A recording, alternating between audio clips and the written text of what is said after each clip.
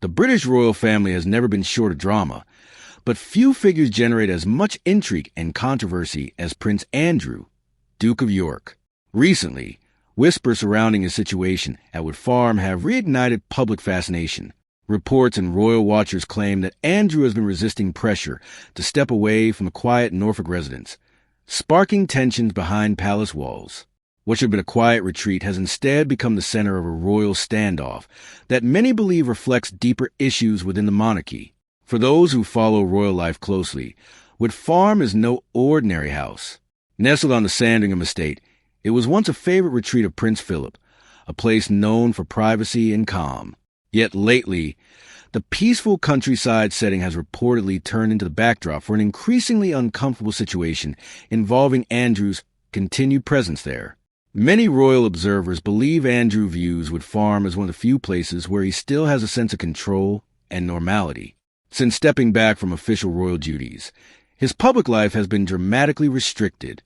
Appearances are rare, and his role within the royal structure has significantly diminished. Wood Farm, therefore, represents more than just a residence. For Andrew, it symbolizes refuge, dignity, and perhaps even resistance. According to reports circulating among royal commentators, discussions about Andrew's future living arrangements have been ongoing for months. Some insiders claim there have been suggestions that he relocate to a smaller property or step away from prominent royal estates altogether. These conversations are believed to be part of a broader effort to streamline the monarchy and distance the institution from ongoing controversies. But Andrew, it seems, is not ready to comply quietly. Sources close to the situation claim he has firmly resisted the idea of leaving Wood Farm.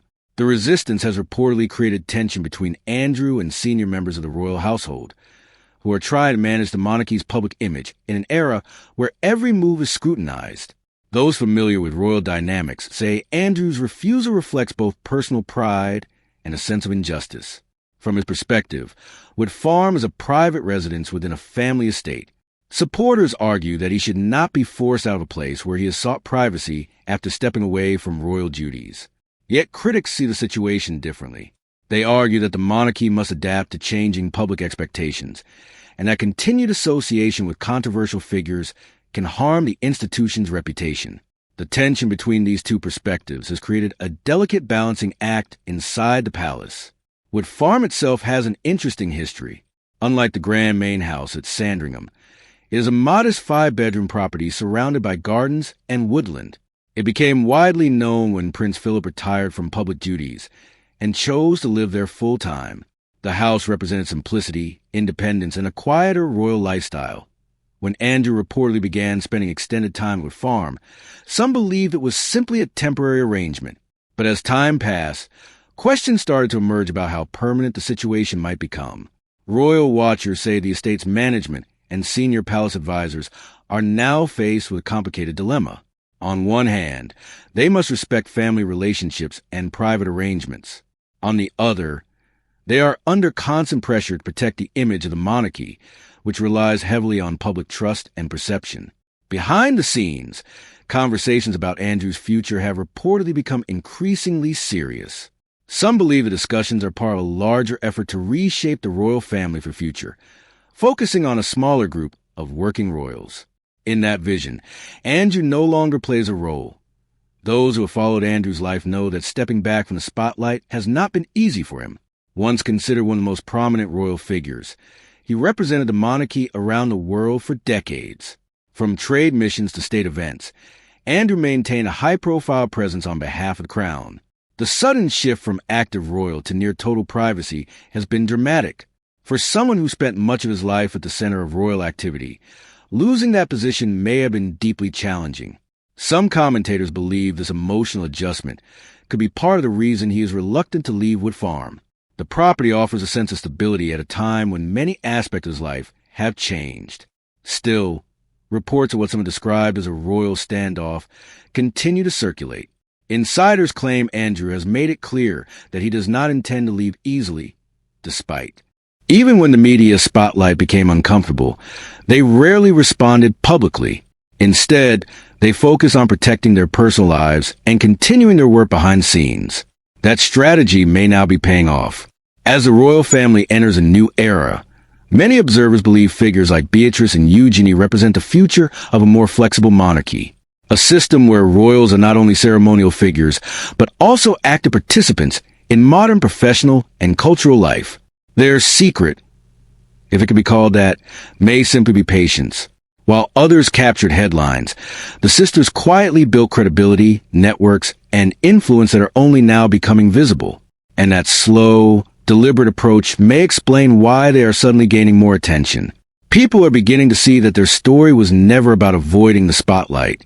Instead, it was about redefining what a royal life could look like in the modern world. They balanced tradition with independence, royal heritage with real careers, public duty with private family life. In a time when the monarchy faces constant questions about relevance and modernization, that balance could become extremely important. Some royal experts even suggest that Beatrice and Eugenie may become key bridges between the traditional royal institution and younger generations around the world. They understand the expectations of royal history, but they also understand modern culture, media, and global networks. That combination is rare inside royal families. And perhaps that is why their story is suddenly attracting so much interest. What once seemed like a quiet, background role now looks much more strategic. The sisters who stayed out of the loudest headlines may have been quietly shaping their own powerful place within the royal world all along. As new information continues to emerge about their work, their influence, and their connections, it's becoming clear that the public may have underestimated them for years. Their journey shows that sometimes the most surprising stories are not the ones filled with scandal or conflict. Sometimes the real shock is discovering that the people who seemed the most quiet were actually building something remarkable behind the scenes. And if the growing attention surrounding Beatrice and Eugenie is any sign, the world may only be starting to understand their true role within the modern royal story. What do you think about Princess Beatrice and Princess Eugenie and the quiet influence they've been building over the years? Have they been underestimated by the public and the media? Share your thoughts in the comments below. If you enjoyed this deep dive into royal stories and hidden dynamics inside the monarchy, make sure to like the video and subscribe for more fascinating royal updates and insights. Thanks for watching and stay tuned for the next royal story.